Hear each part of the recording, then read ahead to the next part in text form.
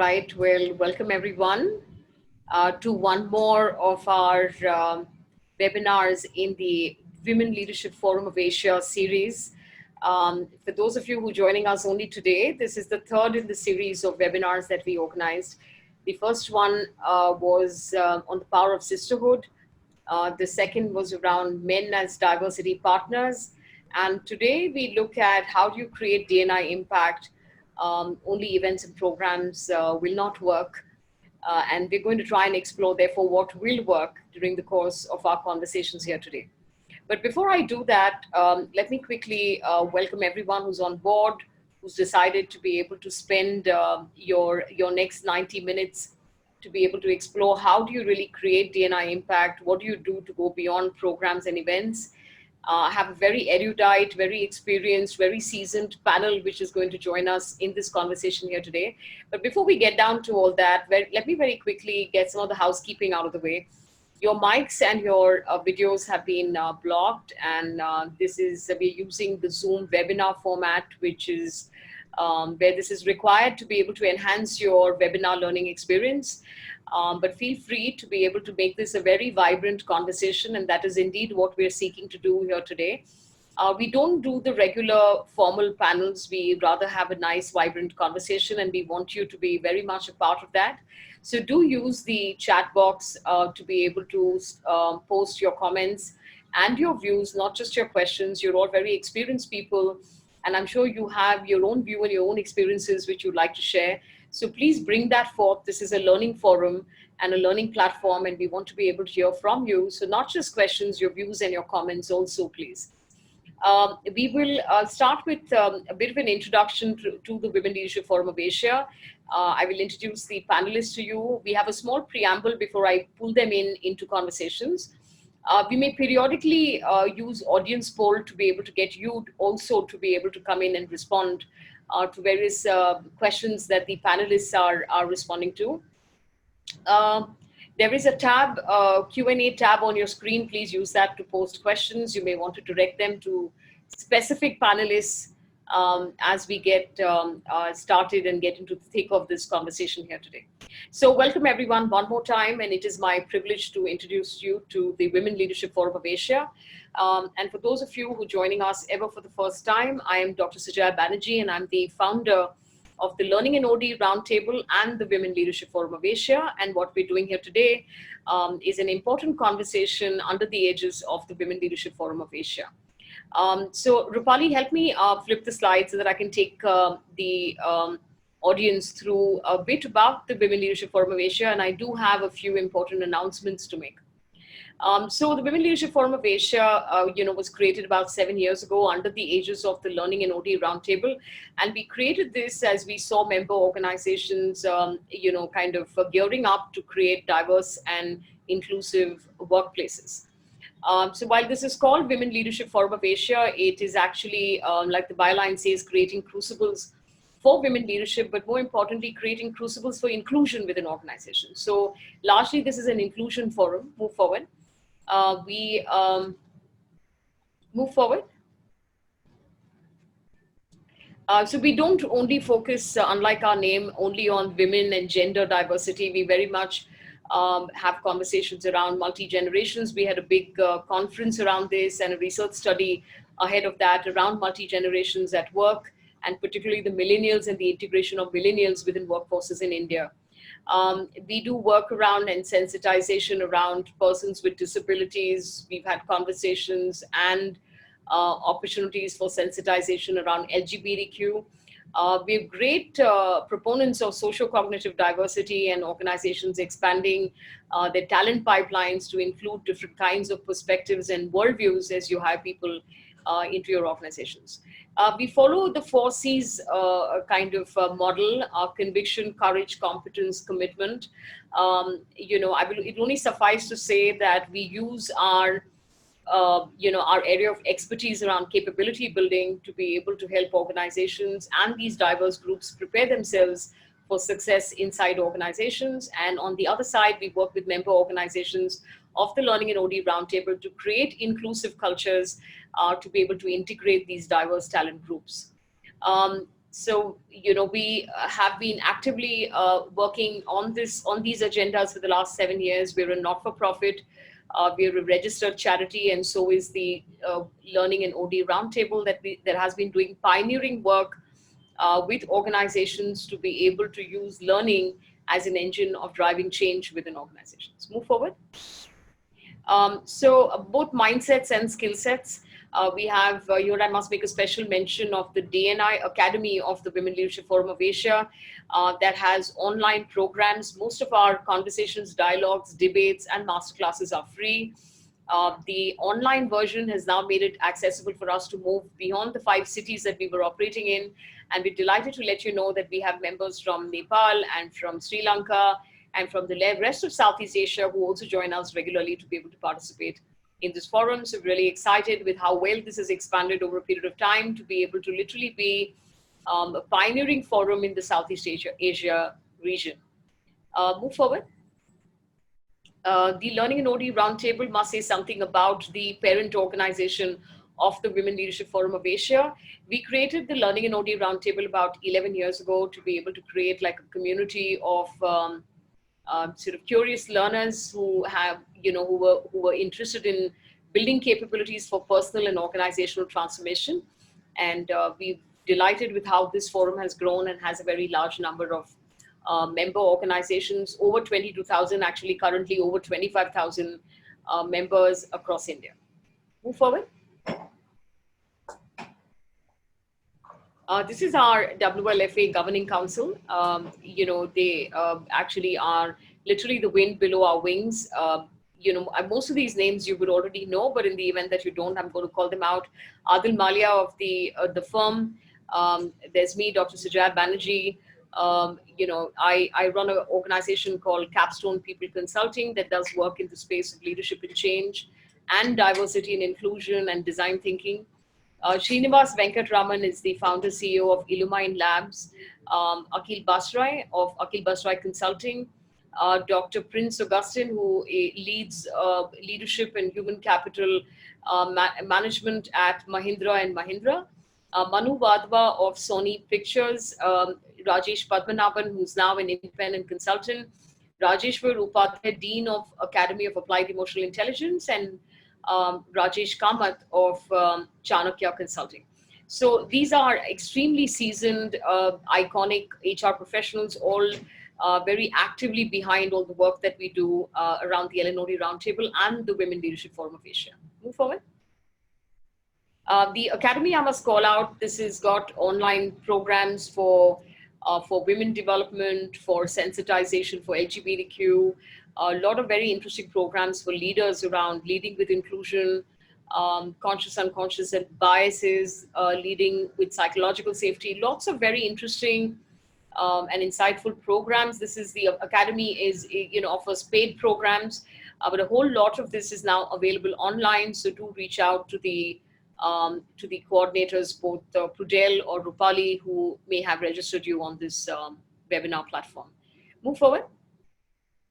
So join the movement. You may want to be members. There are a lot of privileges, including the Learning Resource Center, which is available to you if you join in as members. Lots of discounts, lots of rebates, in terms of being able to come in and participate in paid programs. So reach out to be able to know more about this from the coordinators, and be delighted to be able to have more of you as members, including as corporate members. Move forward. The best diversity and inclusion practices of Asia, we always have a study, an annual study. This year's study is called the best diversity and inclusion practices of Asia. This is literally running to the last date now, which is, it says 15th. We've extended this to the 20th of September to be able to participate in the study by being able to contribute your practices in 13 different categories. There are also 3 individual category awards. I recommend strongly that you kind of share your best practices with the community by participating in the study. All this culminates into the Best D&I Practices of Asia seminar and awards in December. 2nd December is the date on which we've planned to be able to stream this. So do block that, diarize this date for yourself so that you're available to a treat on international speakers, some very interesting, very prominent people doing work with different diverse groups. and obviously the winning organizations which would be sharing their best practices with you before they win their awards. So block this day and make it available for yourself to be able to come in and join us at the Best D&I Practices of Asia Seminar and Award on the 2nd of December. And before that, do participate by contributing your practices and sharing them with the community through the study. Move forward. Gender Dialogues. This is an outreach program by the Women Leadership Forum of Asia. We're very excited about this. This starts in November, where we reach out to 100,000 students across India. And the idea is to be able to change the gender dialogue, to be able to shape society differently, to question defeating paradigms around gender, and to be able to, like I said, create a different way of interacting and to change the dynamic. So this is meant for students between 18 and 25 years of age, 100,000 students across India, and this outreach program is available to them for free, and we are very excited with the number of educational institutions that have already begun enrolling for this. If you want to be a faculty, if you want to join us as faculty, you will have to invest 2 days as part of the Train the Trainer, but come in on board. We want this tribe to increase. And those of you who believe through your CSR interventions, you can support this outreach program, to come forth to be able to have more and more students between the age of 18 and 25 to participate in gender dialogues. This is our intervention from the Women Leadership Forum of Asia. It's our outreach program to be able to influence society through the next generation, through the younger generation, through children and youngsters who are between the age of 18 and 25. So do come in and participate in any way that you can. If you are part of an educational institution, if you want to join as faculty, if you want to contribute and support, donate to be able to support this agenda, come forth and participate in any way you can, whether with resources or with your time, with your presence and your encouragement. Everybody is very welcome. So with that, let's move forward to what it is that we're here to be able to discuss today: creating D&I impact, why only events and programs will not work. So there is a reason for why we picked this theme, and it's because of very high levels of intentionality that we're seeing through organizations. I must say there's a huge improvement in the last half a decade. If you asked me this a decade ago, I would say we're still scraping the surface of this agenda. But I think in the last 5 years, many mid-sized firms, many Indian organizations who may not have international mandates around this, have also sort of brought into the idea of building diverse and inclusive workforces, want to truly become equal opportunities employers, and are looking at ways and means to be able to integrate different kinds of diverse groups. The D&I agenda differs from one country to another globally, invariably, because of the kind of challenges and the problems and challenges and pain points every society may be experiencing. Clearly in India, the diversity agenda that stares us in the face is the one around gender. And this is because, surely 50% of the population is not here, and a very significant part of that, being educated, is not here to sit on the bench. So clearly this is a talent pool waiting to be integrated within workforces, and organizations have invariably reached out to women first as part of their diversity and inclusion initiatives. So we will be talking more about whether diversity and inclusion, most organization is women itself, whether it's only the numbers that you're actually hiring on board, and how do you actually create impact with what it is that you're actually trying to do through various initiatives and programs. So what we find at this point is high intentionality, lots of passion, perhaps lack of method, lack of structure, lack of strategy, and the loss of opportunity in terms of being able to integrate a lot of the effort that the intention is creating, which can easily fructify into very, very meaningful outcomes for organizations. And this loss of opportunity is what got us to be able to think about leading this conversation here today. So with that, I'm going to introduce this very outstanding panel that we have here today. Move forward. And I'm delighted to introduce to you all Aparna Pathak, who is the leader of diversity and inclusion at Novartis Business Services. She operates out of Hyderabad, has a very brilliant background, including having worked for the Indian Air Force, before she started working for the corporate world after her MBA. And Aparna is very pioneering, very passionate. Works for a very robust brand, a very buoyant brand that is deeply committed to diversity and inclusion. And I dare say that this is an organization that kind of knows how to convert its passion into real ground level outcomes, meaningful outcomes, which I think has made Novartis the organization that it really is. So we learn more from that when we talk to Aparna here today. So thank you, Aparna, for agreeing to join us here. Next, I am going to introduce you to Gautam Chenani, who doesn't quite need an introduction. He is an iconic CHRO, President Human Resources of Jindal Steel. He is currently also pursuing his PhD, which impresses me the most and evokes high levels of admiration for wanting to do this. I think it's just the sheer determination which is so magical. But Gautam's, through his career, driven change and very, very substantive change within organizations that he's worked for. He is very committed to the idea of equal opportunities and creating diversity, equity, inclusion at the in the Jindal organization. I have had the privilege to be able to participate in some of that through some of the work that we have also done through the Capstone organization for Jindal. But I'm delighted to let you know that their remit for what they do around DNI is really, really large, and it's a large organization, and there is huge effort to make this all encompassing. So we'll hear more about that, some very unique stories. This is a leader in the manufacturing space in India. And so this will be very exciting for all those of you who work for organizations that are large, that are multi-locational, have run complex operations, have different kinds of diversities already in the nature of the talent that you integrate within the organization. So it'll be very delightful to hear from Gautam some more about how do you create impact in such a large, complex operation. And last but not the least, I'm very delighted to be able to introduce you all to Nupur Joshi. Nupur is the head of organization effectiveness and Group at Group HR Aditya Birla Group.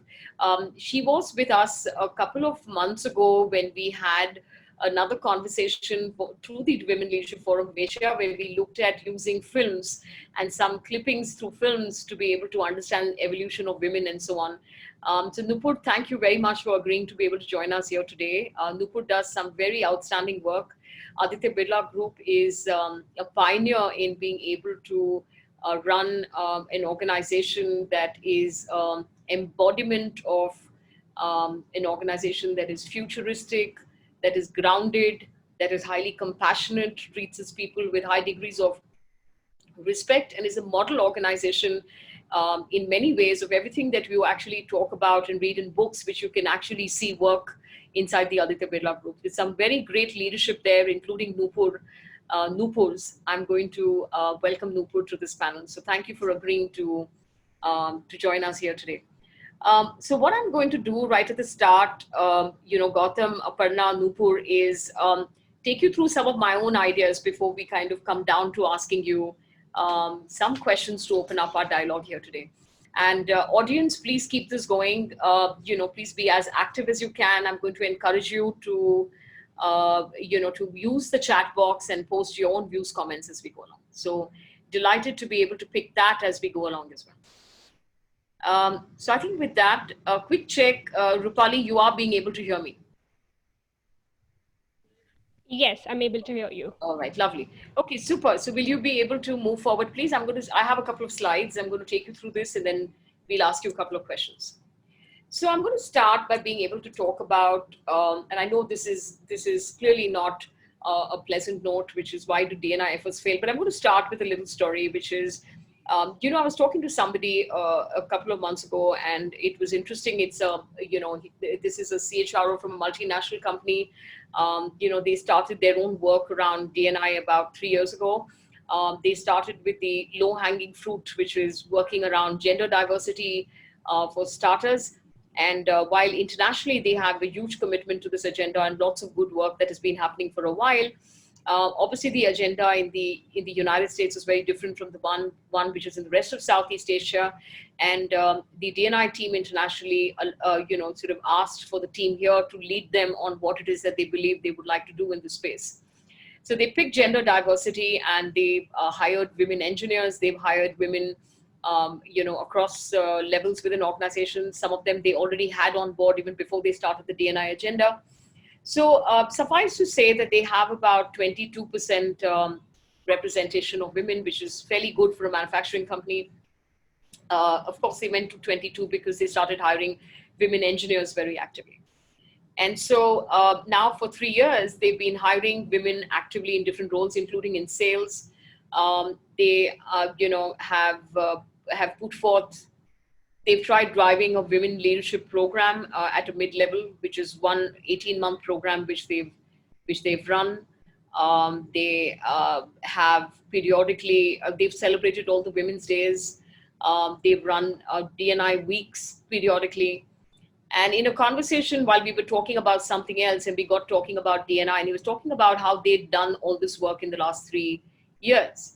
And he said, "Can I ask you something in confidence? And I'm interested to know that all these great outcomes that we hear about, which is when you do invest in building a diverse and inclusive workplace, everyone talks about increased revenue, increased shareholder returns, increased innovation, increase, all kinds of financial parameters that improve dramatically, increased collaboration within the organization, improved customer service within organization, greater ability to negotiate that women bring to the party."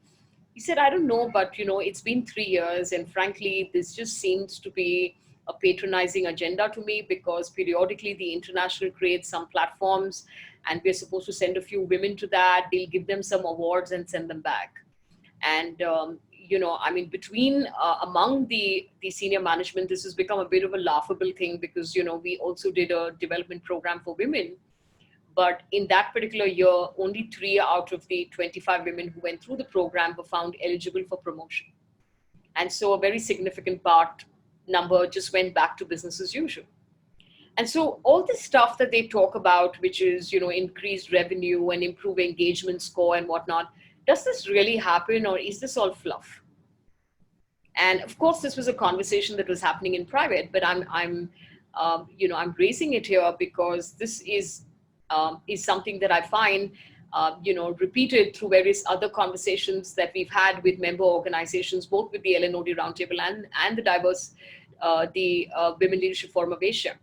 We also ran an HR response team, which was pro bono during the lockdown, and we asked and invited people from across organizations to bring forth their questions, for advice, for recommendations, for just another point of view, which we offered pro bono during the lockdown.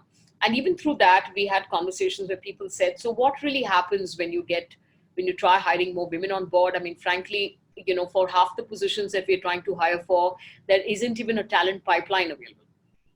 If we try these returnee programs, where we hire women who've taken a career gap, they come in and then they have the loads of problems, and invariably in 3 to 6 months, they figured that they haven't yet quite figured their lives. So before we know it, after we've inducted them, some of them have to leave because their personal problems persist, and they're unable to actually pursue the kind of jobs that they've come in to do." So when does this really fructify? I mean, we're wondering when do we actually see any real impact, was the real question. And therefore I start with this rather negative note, which is why DNI efforts fail. And I've put compliance and culture change as the two key C's here, because I think fundamentally the question to really ask is, if you believe that your DNI agenda is not moving in the direction which you'd like to see it move, or it's not creating the impact that you wanted to create, I would say, to start with the very first two C's, which is, are you running a compliance agenda, or are you running a culture change agenda? So, compliance agenda is when you've decided that, we want to be able to be more kind to diverse groups and give them opportunities and bring them on board. So we're going to have certain percentages that we're chasing, which immediately becomes the agenda of the talent hiring teams. And then they're doing a compliance, which is they're trying to make sure that they deliver the percentages that you want to see within the organization. So if you say we want to see 20% women, 5% specially abled, and maybe if we can try and keep increasing the number of LGBTQ, we want to be able to try this. So let's try and see how many positions we can fill with LGBTQ. And we want to be able to this year try in these positions to be able to maybe bring in more engineers, or maybe in technical jobs you want to bring in people with another perspective. Whatever might be the permutation combination or what it is that you've decided to do, the minute you pass it on to the talent acquisition team, this can easily be um, okay, this can easily become a compliance agenda. And it's no fault of the talent acquisitions team. I must say that a lot of organizations, they're doing a brilliant job finding these talent pools and struggle really very considerably when certain kind of requirements are supposed to be fulfilled. When it is, the macro environment does not have those kind of, does not have diverse groups available in those talent pools. So I think talent acquisition teams are doing a great job, but I think as a philosophy within the organization, is it a compliance philosophy, or are you trying to drive culture change? Because if we're trying to drive compliance philosophy, then we will end up only measuring whether our numbers have been fulfilled. So, there is a really nice quote that not everything that is measured matters, and not everything that matters can be measured. So I'm going to ask that question here, which is what are we really measuring when we are chasing numbers on hiring talent? Now, having said that, it's a good starting point. So unless you have those diverse groups on board, and unless somebody is chasing that agenda in a very dogged manner without compromising quality, of course, because how will you become an equal opportunities employer if you're not bringing in that talent? I think somebody on the chat is asking, what is DNI? DNI is diversity and inclusion. All right. So if you want to be able to write that down, I didn't call it out because I presume those who've joined the conversation today are already familiar with DNI as a concept. So diversity and inclusion. This is to do with the agenda for being able to bring in diverse candidates, giving diverse candidates an opportunity for employment within organizations, and including them, treating them with equality and including them so that they're able to manifest their potential within organizations. So this is easily can take a CSR flavor within organizations, which is being the do-gooders or the go-givers in society, which it indeed is. I mean, it does have a lot of altruism at the bottom of it, but I think the fundamental idea, and that's what we're trying to explore through this conversation here today, which is why should businesses invest in diversity and inclusion? So let's move forward. So DNI impact, reframing the problem. And I think that what happens is very often diversity and inclusion in organization, when we start these agendas, they're often problems to be solved, which is how do we get more diverse groups in? Where will we find these talent pools? How do we integrate women into managerial positions within the organization? Will they be able to actually deliver to these agendas? How do we bring in specially abled? Are we equipped to be able to integrate them? So there seems to be a problem orientation to this agenda, and I'm simply asking whether we can have an opportunity orientation to this agenda, because actually when you embark on a diversity and inclusion agenda within the organization, you're creating a culture that is more diverse and inclusive, is offering equal opportunities. And it's not only to do with the diverse groups, it's got to do with equality for everyone within the organization, all groups, including the men, the old tenured, the new tenured, the people who are at junior levels, the ones who are at the mid levels, the ones who are at the senior most levels within organizations, those who are closest to the HO, furthest from the HO, all those dimensions, whether someone's senior, whether someone's junior. The idea is that the more you see it as an opportunity, which is to be able to change and create a culture which is inclusive, that can allow people to bring their whole selves to work, and a space, an environment, a culture that allows everyone to manifest their authentic selves at work, bring their whole selves at work, contribute fully to the organization's agenda. This easily caters in and feeds directly into engagement and innovation and significant contribution and performance within organizations. Move forward.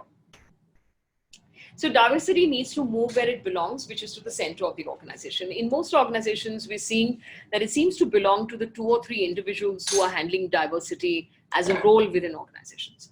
And they may be periodically getting support from people within the organization, but the general view within the organization is that it belongs to these 2 or 3 people.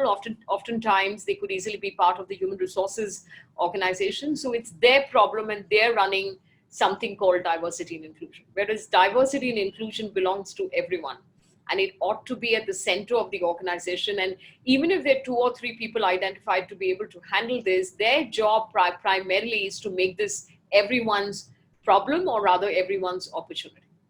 And so the more you move it to the center of the organization, you're more likely to succeed. This cannot belong to 2 or 3 individuals inside the organization. Move forward. So change the question, which is, why do people need your D&I plan? So whatever it is that you're planning inside the organization, what is the opportunity for which these people are trying to solve a problem, and therefore so that you can manifest the opportunity. So what are the opportunities that you really have within the organization? If we're not able to change this question and explain our D&I plans, not as programs, but as solutions, we're more likely to get the support of the line and the business to be able to become active contributors to this agenda.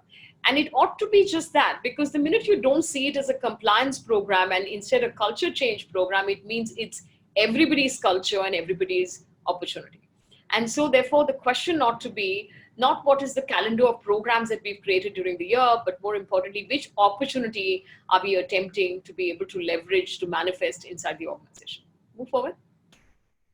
So solving these problems for respect and not recognition. And, this is a very tricky one, because, the great part about being an equal opportunities employer is that you find most organizations posting this as part of their branding. I mean, this is great branding, isn't it? When you're attracting different kind of talent to be able to come into your organization, what a great opportunity to be able to talk about who you really are as an employer. So there's a promise that you're making there, which is you are indeed equal opportunities. And therefore, it requires for them to be able to experience an equal opportunities culture, not just the opportunity of being able to come inside organizations. So 2 things that I want to raise with this slide. One is that it remains something that remains on the career pages and on the websites of organizations to be able to talk about equal opportunities. I mean, it's so woke and it's so hip to say that you're equal opportunities, but it means you're making a promise.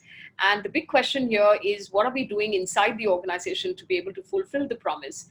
And when we say we're equal opportunities, it means you're saying that you are a culture of inclusion, which includes all kinds of talent, where, your background, your socioeconomic class, your community, all of that does not make a difference. Your talent does. And so have we really succeeded in creating cultures where people can truly manifest who they really are and bring their whole selves to work? The other part about recognition is that I find organizations, and I have often advised people against this, including as part of our forum and even otherwise, which is in a hurry to be able to celebrate and to win awards. And I think unless we've sustained initiatives and actually seen them deliver something meaningful, it is a little foolhardy to want recognitions and awards and accolades around something which is just an attempt and still very severely work in progress. So, chasing the recognition should come much later, but solving the problems and earning the respect of people within organizations internally will easily do what you really want, which is to be able to create great word of mouth as an employer, which is indeed equal opportunities and respectful towards all. Move forward. Think mosaic and not melting pot. And I've seen this because many organizations like to talk about how they've integrated different kinds of diversities inside their organization. And while it's great to be able to talk about, we also have some LGBTQ, and we also have specially abled, and we also have invested in some degree of socio-cognitive diversity, and we've also gone and of course we've got large numbers of women. I think what's significantly more important is to go mosaic instead of melting pot, because what you really require is a strategy that really fuels your growth, your innovation, your opportunities to be able to manifest the potential of people, which will automatically build a strong brand and will mean good business. So, thinking of this more strategically and as significant agendas rather than wanting to bring in everything and creating a melting pot where we may not have the mechanism, the wherewithal, or even the need to be able to integrate so many different diverse groups. Move forward. Diversity inclusion urges diverse and non-diverse leaders to work together to create a culture that should ideally enhance talent engagement, enable talent advancement, and should improve workforce performance. So when I say we need to bring in more strategy and more thought towards why it is that we're doing what we're doing, a good indicators of impact is when your engagement improves, when you see that there are more career advancement opportunities for all kinds of diversities within the organization, and that this is indeed leading to increased performance. Move forward. So moving people right to the center of growth strategies, that's really what diversity and inclusion is really all about. And what will work tremendously well is if we have an innovation mentality towards the whole process of being able to integrate diverse talent, which means creating a culture that is more transparent, creating cultures which have enhanced trust within teams, which encourages individuality, which encourages entrepreneurial mindsets, which actually knows how to integrate passion, and also to be able to create community sort of mindsets among leaders. Move forward. So what can we do about all of this? And I'm just going to try and leave you with a few ideas before we turn to our very erudite panelists who will give us practical insights from their own experiences and even otherwise. Move forward. So here's what we can do about this, right? So diversity of thinking must be the new frontier.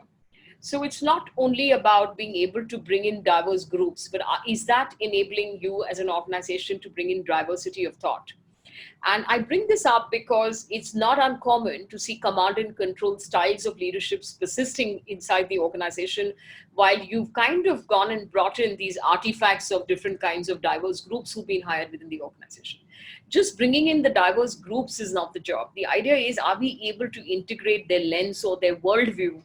And that will give us the value of being able to bring in that diversity. So diversity of thinking, diversity of thought, encouraging divergent thinking within organization, and then encouraging that perspective. If we bring in diverse groups and we expect them to behave like everybody else within the organization, or there is a huge pressure to conform, if there is a huge pressure on, what we typically call the authority bias, which is everyone needs to allude and align to whoever is senior within the organization.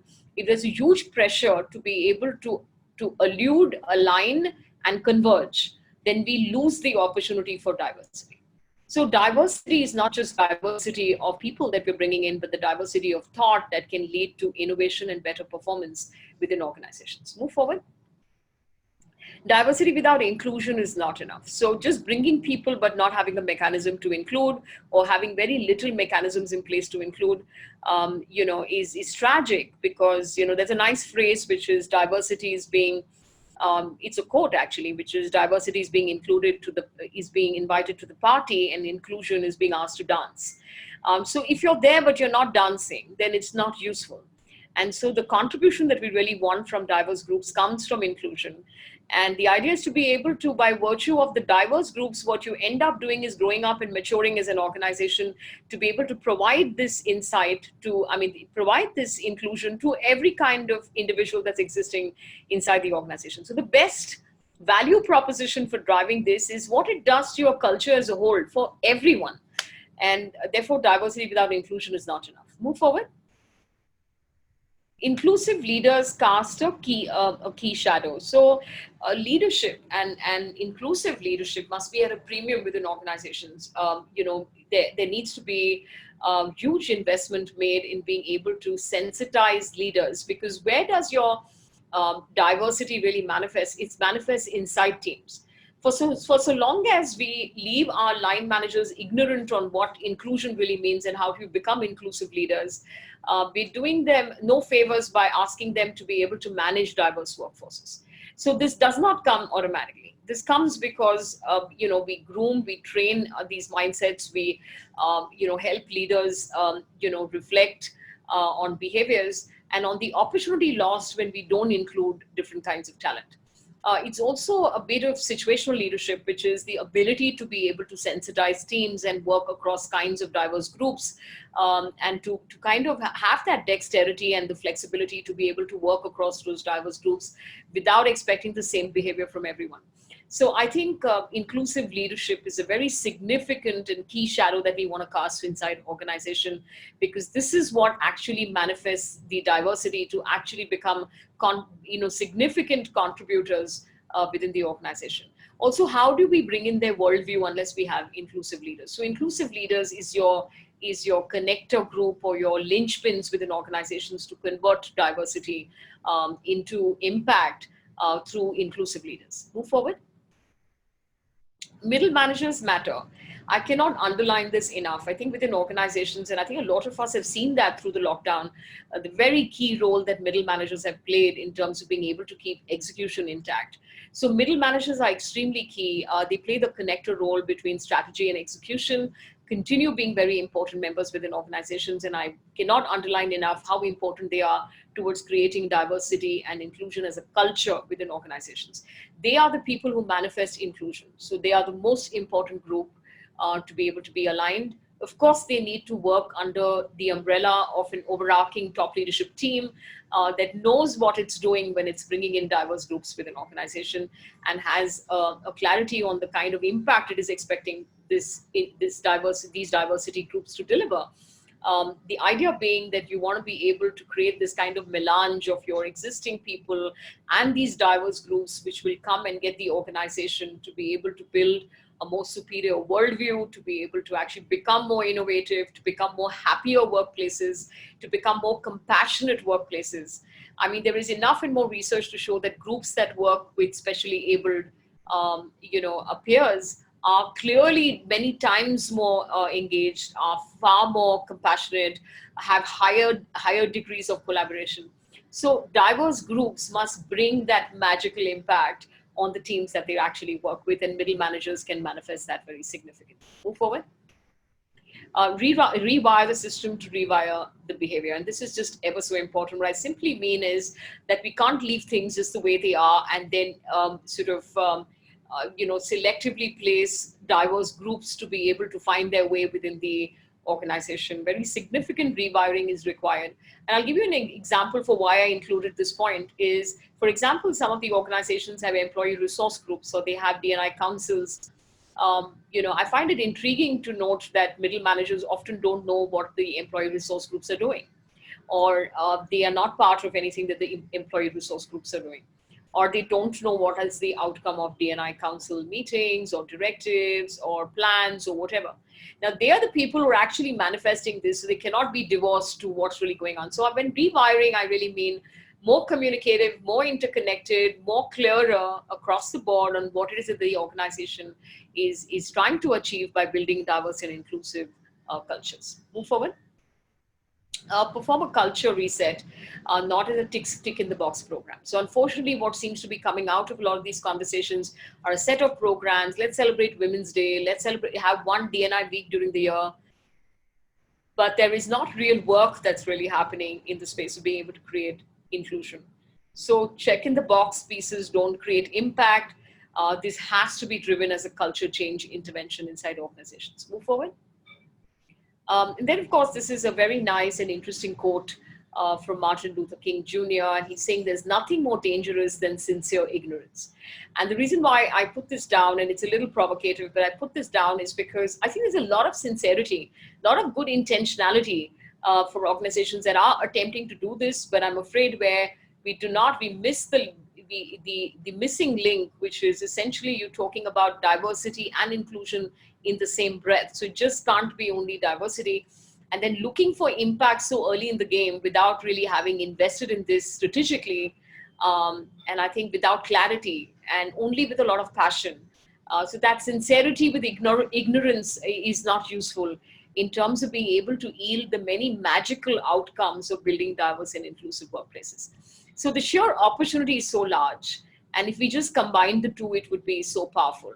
And therefore, this conversation here today.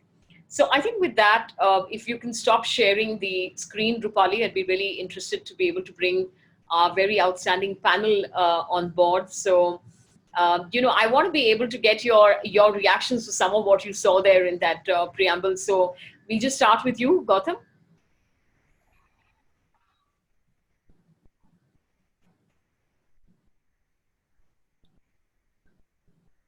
I think Yeah, can you Gautam. hear me? Yeah, I think your screen's frozen, but we can hear you. All right. I think while he's getting that, maybe I'll try and move over So to Aparna. Aparna, any reactions to the preamble conversation? Thanks, Ajay. I think quite a lot of them. I actually made some of the notes over here when you were speaking, and very interesting and very pertinent points that you have raised. I think one of the things that I would also like to talk about, and I would allude to the case that you were mentioning at the beginning, where we are talking about compliance versus culture, and I think I would rather look at change the question and say that are you saying that when you have men you don't have these problems, right? So whenever we start looking at women as a different entity and not as a similar resource as our male colleagues, that is when the problem and the biases come in, right? It is inherent that we will all start thinking of that women have done this. I mean, did you say that men did this, or did you say that men did that? And I'll give you one conversation that that was there in my in our organization, and they said that when some in our previous CEO was asked that you don't have any women in your direct reports, and the answers was, oh, we tried women, they didn't work out. You never said that we tried men and they didn't work out, right? So is it that everybody, all the men are super performing? The thing is, we put really different standards to when we hire women, as if they're supposed to come and solve for the world problem. They're any other, like any other individual. So this is something that we need to change the questions, that what is it that is not working? Why are they not able? Because when you hired, are you saying that we didn't hire a person who was capable of doing this role? So it could be that there's something systemic changes that needs to be done. So this is one thing that I said, we should change the question. Is it because she's a woman, or is it because whatever be the other reason? And why are you taking the woman lens when you're talking about non-performance? Right. And I really like the fact that you talked about think mosaic and not a melting pot, because we tend to look at women leadership programs as a panacea to all our cures of developing women. And that is not the case. There are some research, and I would like to quote them, that, men apply for a job when they are only meeting 60% of the criteria, whereas women will not apply for the job unless she meets 100% of the criteria that is mentioned. So this inherent hesitation on the part of women to apply for jobs and advancement can be taken care of not by a leadership program, but more from the sponsorship and more from a coaching solution that I would think of. At the same time, what is that is good is that you attract is fine. And, we're talking about diverse and inclusive organization. You attract people, and people are attracted by what you are claiming, that you are a very inclusive organization. You have really diverse group of people. But if you're not really, you will not be able to retain them, right? So the thing is not on just attracting. How are you attracting, retaining, and developing those talents? Otherwise, it is, again, as you mentioned, it is a tick in the box that, we tried, we did not really move forward. I mean, we tried, but the women didn't work out, right? So this will be the solution that you will be talking about. So I will take a pause there. I know, Gautam and Nupur would have other points to talk about. But really insightful questions that you were saying. And I think we have to rephrase some of the questions that, is it because she's a woman, or is it because there are some changes that needs to be there in the system or the culture? Right. Good points. So I think with that, I'm going to turn this over to Gautam. Gautam, give me some initial reactions to that preamble.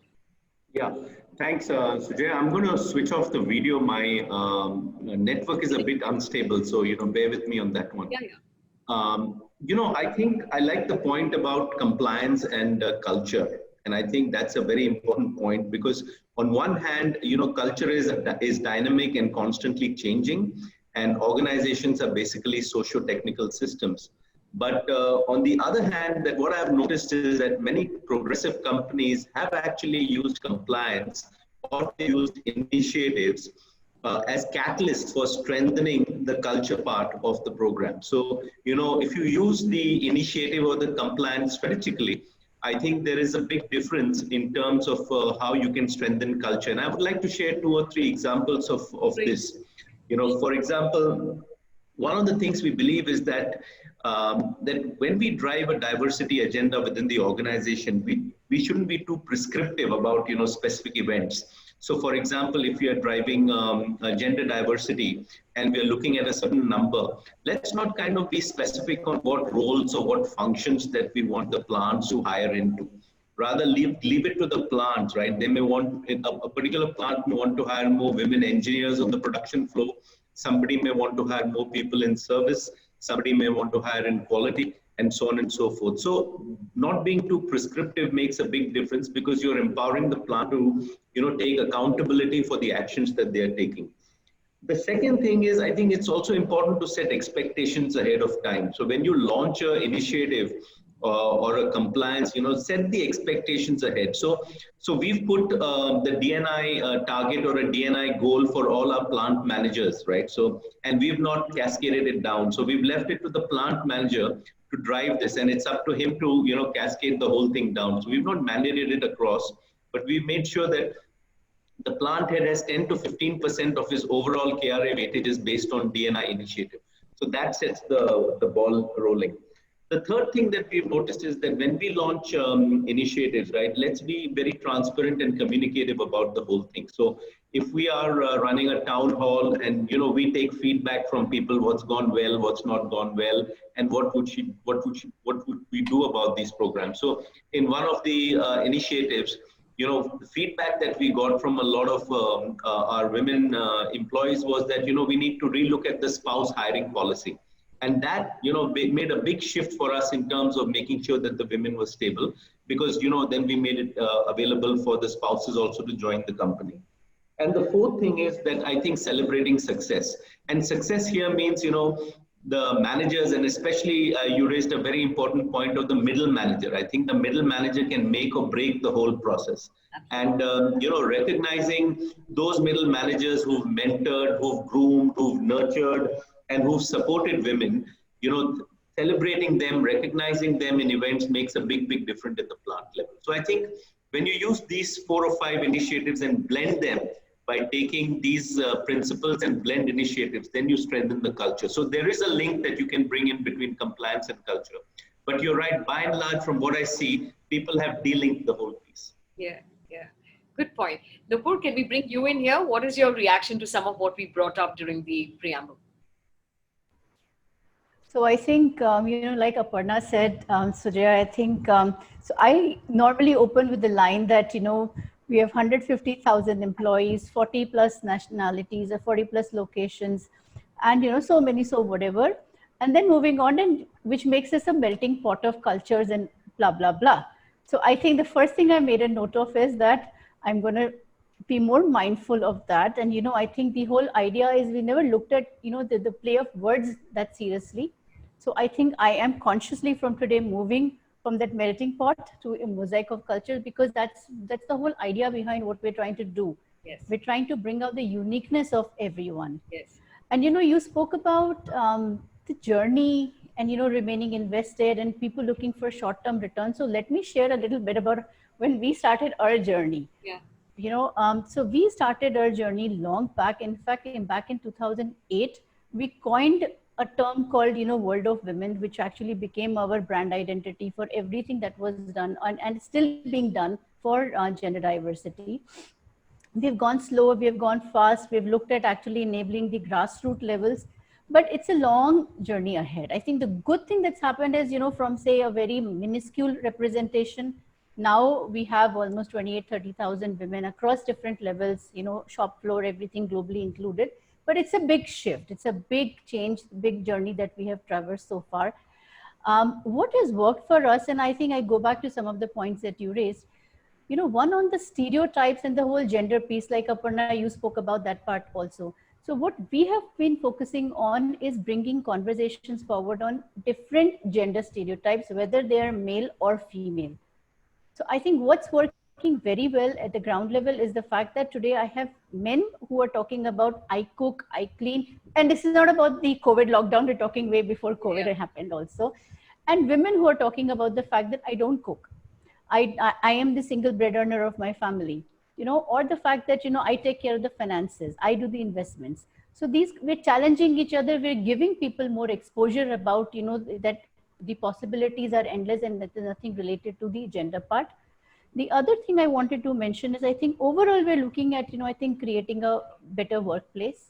The whole, and when we also started in many ways. I think if I look at my own journey in the last 4 years with Aditya Birla Group, we started with a bit of more focus on diversity because inclusion had been an area of focus.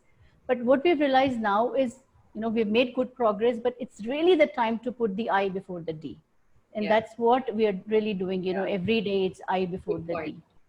So those are my thoughts on it starting time. Super. So at this point, I thought we would take an audience poll, right? I mean, Rupali, if you can get my first question up for audience poll, we'll get the audience in. It's a very vibrant chat box, and I will call out some comments from that shortly. But let's try and get all of them in on a question because we're primarily making a point here, which is events and programs, as compared to diversity and inclusion being understood as events and programs. So let me ask you this question as an audience. Do you agree diversity and inclusion is being driven as an initiative, set of events and programs instead of a culture change intervention? So, some reflection time. By and large, do you believe diversity and inclusion in organizations is being driven by a set of programs and events as compared to being driven as a culture change intervention? Do you agree with this? Take 30 seconds to respond. We're just doing a quick pulse to see whether you're on the same page, and because our conversation's coming from our own observation that it indeed appears to be this. All right. Rupali, do you want to publish the feedback? This is just quickly to check. You have a staggering 87% saying yes. And, I'm happy for the ones saying no, because you're obviously trying to drive this as a culture change intervention, I'm presuming, inside your own organization. So I think with that, I want to be able to move forward with our very outstanding panel. I have a couple of questions for you. So I want to know from you that do you agree that the way D&I is being driven, within organization lends itself to reiterating biases and leading to the belief on tokenism and lip service, that tokenism or lip service itself becomes the program. Example, women leading D&I within organizations. Yeah, so I want to be able to ask whether the tokenism and the lip service associated with this, there's just so much of social desirability with this. I mean, which leader within an organization is going to say, we don't want to be an equal organization, or we don't want to be respectful to all kinds of people who are here? But the thing is that besides the fact that the agenda lends itself to a fair amount of lip service without having to necessarily commit yourself or be accountable for whether or not you're contributing to the agenda, I'm just pointing out to the fact that in the way it's being driven within an organization itself, it reiterates a lot of biases. And I'm giving you some examples. For example, women leading D&I in most organizations. And I don't know about you, but I've really not come across a lot of men leading the D&I agenda. And I want to try and understand why. I do know of organizations where you have transgenders or you have LGBTQ, especially internationally. A lot of them, or a colored woman would lead the D&I agenda. But I want to try and understand whether you see it in the way in which I'm trying to ask it, which is, are we reiterating the bias when we say women should be in charge of diversity and inclusion within an organization? One is to say that we want to bring in an objective perspective, but isn't it more powerful to bring the group, if we see it as change, isn't it more powerful to bring the group that needs to be influenced as at the vanguard of the change agenda? And therefore, I'm questioning some of the tokenism around this, which is women leading D&I agenda, then D&I week being the large initiative for the year. And this is not uncommon when organizations call out what they do in the space of D&I, they're talking about something they did over 1 week during a whole year. Or even this Women's Day being celebrated or Pride Week being celebrated. And while I'm not against any of that, I think kind of adds to the enthusiasm or serves as a reminder for what it is that you're driving. I'm just wondering whether some of what we're doing here itself reiterates what we don't want to emanate out of our DNI agendas. Is there any responses to that? So if I Aparna? can go there. So yes, many companies do have, most of the companies do have women as the DNI leaders, and many a times people talk about these actions, or the events that they are celebrating. I think having events to celebrate um, DNI is good, because it is, we want to uh, involve everybody in the organization and be aware of it, because it's all about sensitization, part of sensitization awareness as well. Um, so if it is not a strategic priority, and you are putting a DNI head as a woman, then it is a tokenism. But if it is a strategic imperative and you're putting a woman there, that's a powerful statement. So for me, if it is strategic imperative, and if I am not on the table, that means I'm being denied an opportunity which is very important to the company. So I would see the context, and see which is the which what the company is actually talking about. If it is really not walking the talk and saying it is, yeah, we have a DNI leader, and she is very good and very powerful, but you're not really giving her the teeth to really make the difference, then it doesn't help. So that is my perspective on this particular aspect in terms of tokenism. I think it is very important that we do these events, because it is an acknowledgement of the diversity that you're having, whether it is a Pride Week, whether it is disability, or whether it is culture diversity, etc. And it involves a lot of people on the ground, and it creates a lot of enthusiasm for this particular aspect that you're talking about. And coming to the other piece, which is how you're approaching the overall DNI agenda, it is, if it is, so in Novartis, if I can talk about Novartis, it is for us, it is a strategic imperative. And the way we are going to go about doing it is in a way we do it, because we are science, our organization is more of scientists, right? So we are going by evidence. So we do a lot of evidence-based assessment to understand what are the interventions which will work, whether it is gender diversity, whether it is inclusion, whether it is teaming that we are talking about. So we work with evidence, and we say that this is where we look at, and this is where we work with Center for Evidence-Based Management globally. And for us, when we are talking about India specifically, in Novartis India, we the philosophy that we have in our company is that the employee experience should be same whether you are sitting in US, or you're sitting in India, or you're sitting in China. So for us, whatever we are doing in US or in Europe is the same thing that we are doing in India. Yes, it is very challenging, because some of the things that we keep hearing, that uh, we don't have women, and I think that is again a misconception, that we don't have women. uh, I think we don't see the women which are there, uh, because we don't know that there are the people who are only matching 60% of the requirement are not coming forward, right? So the thing is that we are not looking, the women are invisible, but they are all there. We are 50% of this population. You can't say that we are not there. So so the challenge is that how are you making the systemic changes, because this is a systemic bias. So we have to make the systemic changes, and make it one policy for everybody. So when we say flexible working, it is not just for women, right? It is for men. And I think men also want to take flexible working, right? Especially with the Gen Y, a lot of people want to take parental leave. So we have an equal parental leave, but it's a 6 months for men as well as for women. So you will have to make these changes so that men understand the fact that a woman is going away from 6 months. When she comes back, she may not come back to her role, or she will come back with a reduced work hours. And will the man also, when he is taking that 6 months off, not feel the same anxiety? And I think the anxiety is felt by everybody. Maybe motherhood takes a precedence for the women, because there's a physical aspect to it, not just the emotional aspect. So unless we make systemic changes, unless we make it a strategic priority, and also this is where we also impact society, because as a company we cannot stand in isolation and say that I do everything which is good. I do gender balance, I do LGBTI, I do people with disability. Are we impacting the society? If we are not impacting the society, you continue to remain an island. And this is where we are looking to see that, we do it within ourselves. Can we talk to our suppliers? Can we talk to our customers? Can we talk to our other partners that we are talking about? The way we do clinical trials, are we having enough diversity, or are we making medicine only for a certain group? So for us, when we are looking at this, it is a more of a strategic imperative rather than something as a tick in the box. Right. Cool stuff. I'm going to move this over to Nupur. Nupur, what's your reaction to the question I asked?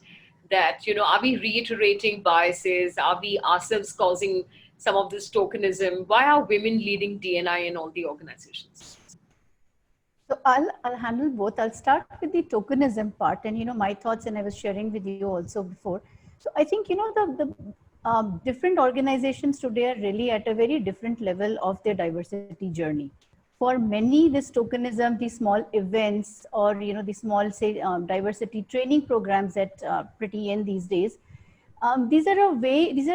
To me, I think they're a perfectly acceptable first step, because it sends a message to the organization, to across, that this is, even if we don't believe in it fully yet, it is the right thing to do, and it is important for us as an organization. And that's, I think, and that's again, for me, I think it's a good enough reason to get started, provided that you traverse the journey and you move forward. The other thing is the tokenism that we're speaking about. I think it's also a very good first step to really test waters, gauge the response. What are people really feeling on the ground? What are the deeper issues that we need to really address? So I think that ways, and I can give you our own example. I think, we have used these small pilots to really improve our value offerings and really small interventions before we take them large scale. So it's worked very well for us. And like Aparna said, I think, the small celebrations that they do, and they're very debatable. I think it's a double-edged sword nowadays. You do Women's Week, you face flack from it, for it. You don't do, you still face flack for it. So I think it's more about, and you can't be going by what everybody says. I think it's more about, it's a celebration of inclusion. It's also how you position. So like for us, from being a very women only events, these are very inclusive events. So that focus, that shift has happened. The second part on you mentioned about a very interesting point on, are we showcasing these biases ourselves by having, women as DNI leads? So I think if you also look at the market supply, if you were to hire today, for a role, what would you look for? You would look for that technical expertise, the qualifications. Does the person have a relevant experience? Can that person relate to the role in the job? So when you're starting off, this is how you start off. So I think same way when the DNI journey started for most organizations, if you looked around, you didn't have too many of those very strong, proud, non-women diversity allies. So your pool was limited to this group who could connect with the issue, who were strong enough. And I totally agree with Aparna. It's about giving that power to the individual, irrespective of, the gender of the individual. I think it's about, conveying that seriousness. But again, if you see, Sujaya, today, you'll find that landscape changing. And I think, if you see globally also, if you look at the top 20 DNI leads, DNI leaders, thought leaders, you'll find a lot more men on that list. And that's an ever-growing list. So I think it's a part of the evolution, and we're on the journey. So these were my thoughts. Okay, great stuff. We'll take an audience poll here. So let's get the audience in to be able to see what the audience feels about this. Rupali, can you get the audience poll up?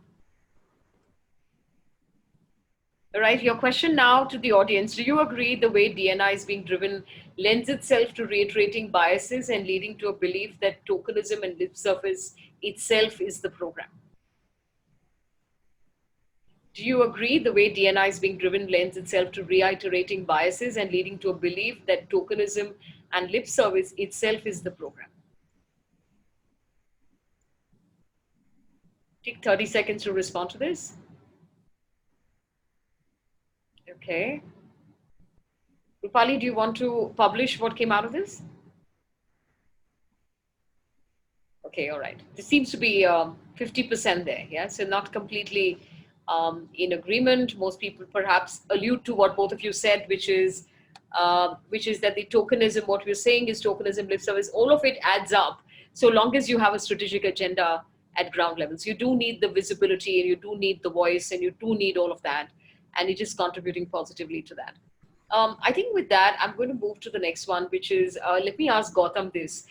So, women hires are often labeled in organizations informally or otherwise as diversity candidates. There's obviously,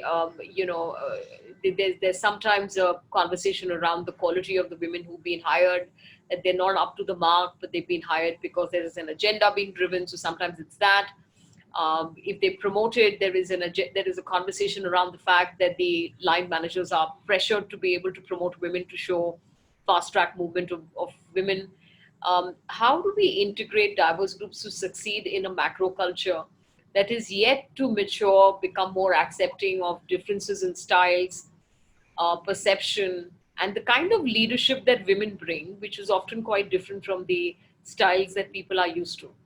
I'm basically asking that even in organizations that are investing in gender diversity and have a significant number of women who've come in at junior to mid to senior kind of levels, the cooler conversation still persists, and this is very common across organizations to call women diversity candidates, or especially if they're doing well or succeeding, to be able to identify them as perhaps the managers being forced to promote these people even when they're not contributing anything great, because they have to show women getting fast tracked and so on inside the organization.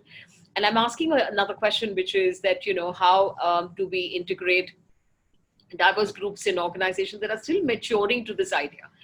There is one organization I know which is very actively doing brilliant work trying to bring in LGBTQ. And I think given the fact that this is all still so new and evolving for us, even as a society, it is very commendable and brave of them to be able to look for and integrate LGBTQ candidates into the organization. And they still have huge challenges, which they're still trying to get their arms around even as they do this, because they don't really have the kind of acceptance. Most people are uncomfortable, don't know how to be able to, and of course it's initial before they actually break in and start dealing with them as professionals and great contributors. But even to be able to bring in that initial break in, how do we kind of create these environments that integrate diverse groups without labeling? We really are still maturing around this. So therefore the question. Yeah, so I think Sujaya, that's a very good question, and I want to go back to the earlier point of tokenism. And I think while we have always spoken about tokenism from a quality or a quantity perspective, I think there are some advantages that tokenism brings to organizations. The point that you made is very right about women being made diversity heads of organization. I think what tokenism does is two things. One is it helps drive assimilation of diversity within the organization, because when you reach a critical mass, then you know that there is an organization sense and purpose to get a certain diverse group or thinking assimilated in the organization. And I think the second thing that tokenism does, it drives visibility. So when you do an event or you do a Women's Day, there is visibility around what the intent of the organization is. So this whole element of assimilation and visibility become important part of tokenism, which helps drive a culture forward as long as we, strategically drive the D&I element around that whole piece. Right. I think around the talk about the water cooler conversations that you spoke about, I think that is a broader context of the performance management system, and I don't think that is all around women or gender. I think this whole issue of promotions, I mean, the cribbing around promotions is gender unbiased, I may say, right? So anybody gets promoted, whether it's a male or a female, I think the comments are similar. So how do we make our PMS system more transparent? How do we make it more effective?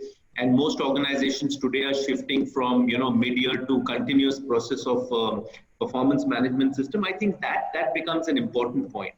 The other thing that we've noticed, especially in the plants, is that when you have a strong D&I council, which is actually run by the plant head, the point that you made earlier was very right. Is this an HR agenda, or is there some women nominated whose agenda is it, or is it a plant agenda? When it becomes a plant agenda, which is headed by a plant head, I mean, the kind of response we see to inclusion and the kind of response we see to other elements of D&I are very, very different. So I think these two elements become important. Driving the D&I culture or agenda through the council, headed by the plant head, and the fact that you have a sharper PMS, which is more fair and transparent, and it treats everybody alike. So I think these two things become very, very important from a broader context for the organization. Yeah, good points, Gautam. Thanks for sharing this. I'm going to take an audience poll here again, and then I'll turn it over to the panel. So, Rupali, can we have the third question up, please? And it's a bit provocative, but feel free to be able to respond as per is your own experience around this. Do you agree organizations are in a hurry to declare themselves diverse and inclusive, even when their D&I interventions may be on best efforts basis, and there is no consequence for no action when some leadership may not support this openly? Do you agree organizations are in a hurry to declare themselves diverse and inclusive, even when their D&I interventions may be on best efforts basis, and there is no consequence for no action when some leadership may not support this openly? So what we're basically asking is that even whatever it is that got done, but we are actually diverse and inclusive, and there is no consequence if our leadership is individually not diverse or inclusive with their own teams. But we all feel it's such a great feel good to say we're equal opportunities, we're very respectful, we're inclusive of all kinds of diversities. And we have some diversities to show off for this as well, saying we have 12% women or 15% women. We've also integrated some SA. We've just started integrating some other. We have lots of young people within the organization as well. So it's not difficult to have this around, but not really have accountability in the system for this. So give me a yes if you agree with this, no if that's not your experience. And Rupali, can you publish what you got as responses? Okay, so we got a very large yes, which is in a hurry to say we are diverse and inclusive. So no real accountability for leaders on their behaviors, on whether or not they are indeed being inclusive and add to their own teams. So fundamentally, culture is the same, but we have all the sort of artifacts, if you want to call it that, of diversity and inclusion. So give me a quick reaction to this. I know I'm just mindful of time. Okay, you have an updated 82%. Thank you. All right. So so maybe I can take it. Yes. Yes. So yes, and that is where that is again, people want to do it for branding, and that is where if people are doing it for tokenism, then even if they have not done it, so there are two aspects to it. One is that you're doing it for branding, and you want to recognize the effort that has happened, and want to be known as a diverse and inclusive company because you would like to attract talent. The other aspect is that you want to participate and understand what is the gap between what you want to achieve and what others are doing, because so there are two ways to approach this mindset of being branded at a diverse and inclusive environment. I think if we are taking a mindset with a learning mindset, and you're curious to understand what we are not doing, or versus what we are doing and whether that is enough, or what are the others doing, best practices, as you were saying, right? So it's good to understand, because I think in this case, in D&I is where it is, you can only learn, and you can only learn from others, and I don't think there's any kind of a copyright. I think we will all benefit, the society as a whole will benefit when we start implementing this. So I would really be not happy to be in an organization which is doing it to get that branding, and be considered as a diverse and inclusive organization. At Novartis, we participate in only 3 of them, and that is also with a learning mindset to understand where we are, and why we want to do it, and so on. So if you want to be truly inclusive, and if you really want to be known as a diverse and inclusive environment and organization, your people will speak for you. You don't need an external validation. So true. Nupur, any comment on this? Quick comment on this last poll, that question that we just took up. So I think the poll results do capture my sentiments as well. However, I think there is a bigger issue here, because if you see from an organization's point, one, of course, there are some where the culture, it's reflective of the culture in itself. And, it's not just about diversity initiatives, about everything. But the second part is, the world that we live in today, be it our employees, be it our shareholders, be it society, everybody wants to see quick results. They want to know what have you done. So the focus, there also is on the D part because that's more visible. The I is not very visible. So I think it puts organizations also in a dilemma. But what I'm realizing is, organizations which are again have spent a couple of years in the journey, they've realized that you can't continue with it anyways. At some stage you have to drop it and focus on the core issues. And if you see us as an organization, I'm not sure if I'm audible. Um, Let me just put my camera off and see, because I think I'm having a bit of a choppy network. Okay. Yeah, I think your screen said frozen, so I'm assuming I went off. So the point I'm trying to make is, today organizations are slowing down in terms of their focus on showing results. And I think they are also now trying to invest more in terms of remaining sustaining in that journey. You wouldn't have heard so much about diversity and inclusion at Aditya Birla Group. We are not so much there in the social media. We don't talk about a lot of these things, but that's by choice. But if you come and visit us today, and I've heard this again and again from people who have left us, or people who have rejoined, that they're completely surprised and inspired by the significant visible shift that has happened over the years through very, very conscious focus efforts. Right. Lovely. So I'm going to direct the last question to, I'm now taking a question from the audience, and I'm just mindful we have 5 minutes to go. So I'm just going to let the audience know. I hope it's all right if we extend by about 5 minutes. I'm just keen to be able to get through some of the audience questions here. So we might finish at about 5:35. So please feel free to be able to stay if you can, and I hope it's not inconvenient to stay 5 minutes more in the interest of concluding this conversation. So Gautam, I have a question for you, which is from Anuradha Mishra, and she's asking, Anuradha Mishra is from Jardines Lloyd Thompson, which is Marsh McLennan now.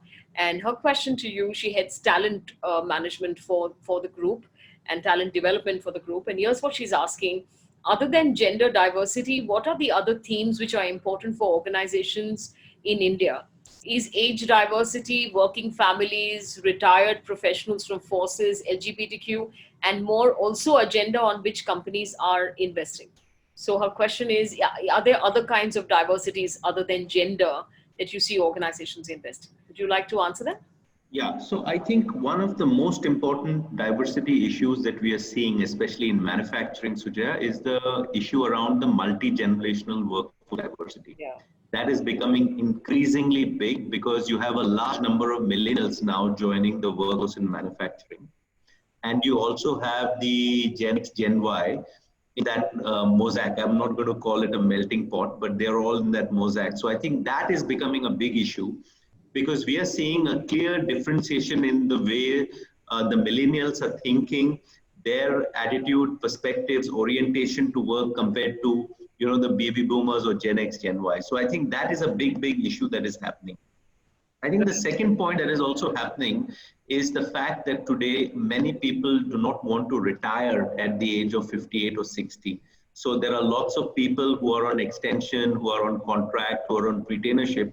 So there is a growing population of people, and this I hear about in most organizations. I hear about this in Reliance, in the AB Group, in Mahindra and Mahindra, in JSW as well. So there is a pool of people who have retired but are still with the organization because of their specialization, because of their know-how, because of the legacy that they know about the company.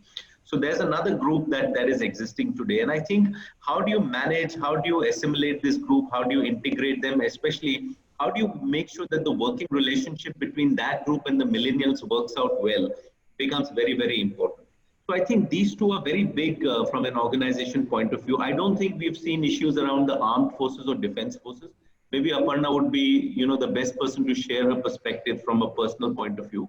But I think these are the two big ones that are coming, and they're becoming more and more important than the LGBT agenda that most organizations are looking at. So, clearly there is a... Yeah, sorry. Now, I was Sorry. just going to quickly chip in to say that I do have two of my clients who have invested in the veterans agenda, and they're just delighted with what it is that they've experienced. Yes.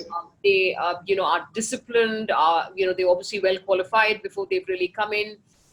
They're extremely disciplined. They're very respectful. They're great in terms of being able to deliver quality standards.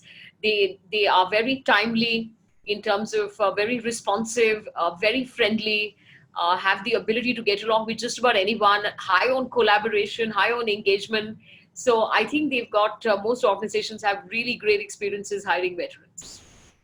Yes. And in fact, if I have 30 seconds, I'll just share with you an example. We were looking for safety stewards in the plants, the people who would stand there and make sure safety norms are followed. So we hired a bunch of JCOs, JCOs who are junior commissioned officers into these.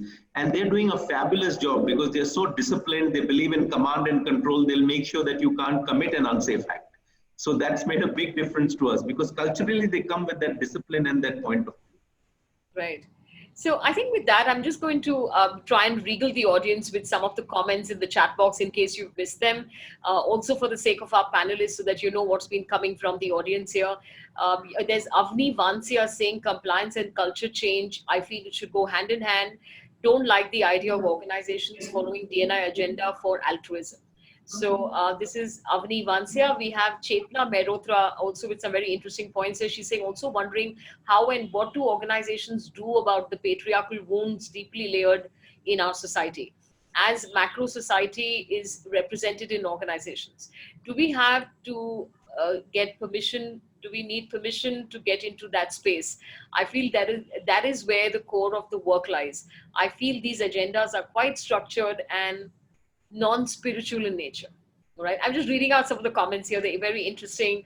There's Yashoda saying that this is a profound question. She's saying that to me, which is DNI, is it a compliance activity or is it a culture change activity? She's obviously referring to my presentation earlier. Chetna asking, I would also love to know organizations who have integrated and embraced and created belongingness for transgenders. So, I'm sure, I don't know, if any of the panelists have any experience on transgender that you want to respond to? Not yet. Yeah, actually, we are starting. So we have an ERG which looks at LGBTI community.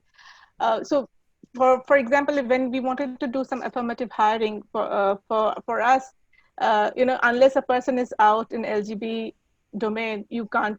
You really can't say that, oh no, we have hired somebody from there. But the transgenders are, they are pretty much visible, and they also, government of India has also recognized the transgender act as well. So we are looking to hire people from there. Novartis is a signatory to the United Nations human rights for LGBTI people. So we are making those policy changes as well. So we have gender neutral washrooms. We have now a transgender identity guide where we are also helping people as part of our insurance. So all of this, all our policies are now gender neutral. So whether it is insurance, whether it is your leave policy, the parental leave, all of those are gender neutral. So we are making policy changes and then we are integrating people into the workforce. Right. Very interesting. Something that a group of people, participants in the audience seem to have combined together, which is diversity is being called to the party, inclusion is being asked to dance, and belongingness is dancing as though no one is watching. So very nice concoction there by the participants themselves. There's Dipali Sharma here saying, as far as gender diversity in India is concerned, for real inclusion to happen, every woman just needs 3 M's to succeed at any field or work she chooses: motivation, mother/mother-in-law, and manager. So you need motivation, mother/mother-in-law, manager. 3 M's. As even now, most women find it hardest to come back to work after going on maternity. The 4th M is motherhood takes precedence. So, 3 M's that she's referring for women. There is some people who are talking about some programs that they've launched inside their organization as well. There's Renita who's saying would be great if organizations allow their employees to refer their own family members who are disabled, etc. Example, parent sibling being in the same team of adult disabled child. Child can get some level of handholding and a chance at independence along with the patience needed. does any organization allow such a system? So just like you have the spouse program, what Renita is asking is, do you have a specially abled child program where the child gets an opportunity to be able to work in the same organization as the parent? So interesting thought there. And I'm not sure, Renita, because I don't know. I mean, this is a very well-researched space for us at WLFA, but we don't yet know of disabled children being employed in the same organization as parents. It would be an interesting thought to be able to pursue. We have, I think people seem to have liked the question on tokenism, also on women leading diversity agendas. Boardroom and water cooler conversations are two paradigms. Metrics speak and paint a rosy picture, but bias puts accountability on a backseat. This is Sweetie Rath saying this. Yashoda saying, as organizations are in the journey of being diverse and inclusive, and this is still evolving, maybe they want to appreciate their efforts, build brand, and motivate the initiative. So I think this is to the point on recognition that organizations want early in the game. And I think super thoughts discussions, we are also focusing on age diversity is what Rita Verma says about her own organization. Nitin Vazrani says, make men responsible for diversity and inclusion. And Annapurna says, D&I should be a board agenda and should also appear in the board minutes of meeting. What are your thoughts? So I think they do appear there, Annapurna, where it is being led as a board agenda. But for organizations which have just taken it on as a nice to have agenda, maybe this really ought to be more strategic and right at the center of the table. So I think with that, this was to be able to integrate some of the great conversations